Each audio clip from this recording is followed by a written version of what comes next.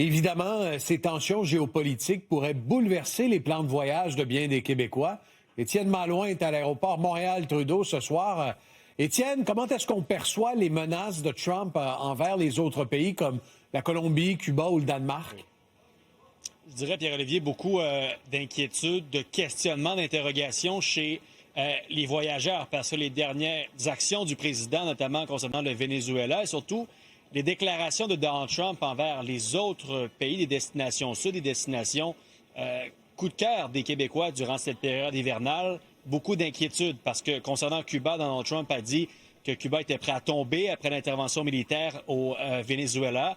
Et concernant la Colombie, pour traduire de manière polie les propos de Donald Trump, il a indiqué que le président devait surveiller ses arrières. Je propose d'écouter à ce sujet la réaction de quelques voyageurs ici à l'aéroport Montréal-Trudeau, suivi d'un conseiller en voyage, parce que depuis les dernières heures, depuis cette fin de semaine, il y a beaucoup de personnes qui appellent dans les agences de voyage et qui espèrent en ce moment être rassurées.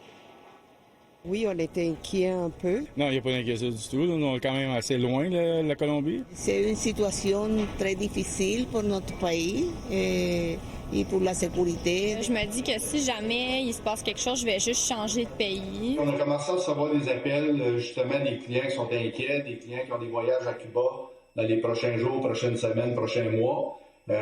Ils se questionnent également à savoir si le plan de protection, annulation qu'ils ont pris lors de l'achat de leur voyage s'applique dans telle situation. Et évidemment, oui. Donc, important de vérifier, selon le type de forfait que vous avez pris, quelle protection vous avez, si jamais vous avez un voyage de prévu dans les prochains jours, prochaines semaines. Concernant terminant, Pierre-Olivier, notamment pour la situation à Cuba, il faut dire qu'Affaires mondiales Canada n'a pas rehaussé le niveau de vigilance sur le site Internet. On demande quand même aux personnes qui doivent se rendre sur l'île de Cuba dans les prochains jours d'être prudents quand même. Donc, évidemment, vous l'avez constaté, ces déclarations de Donald Trump font extrêmement réagir. Merci, Étienne. Bonne soirée.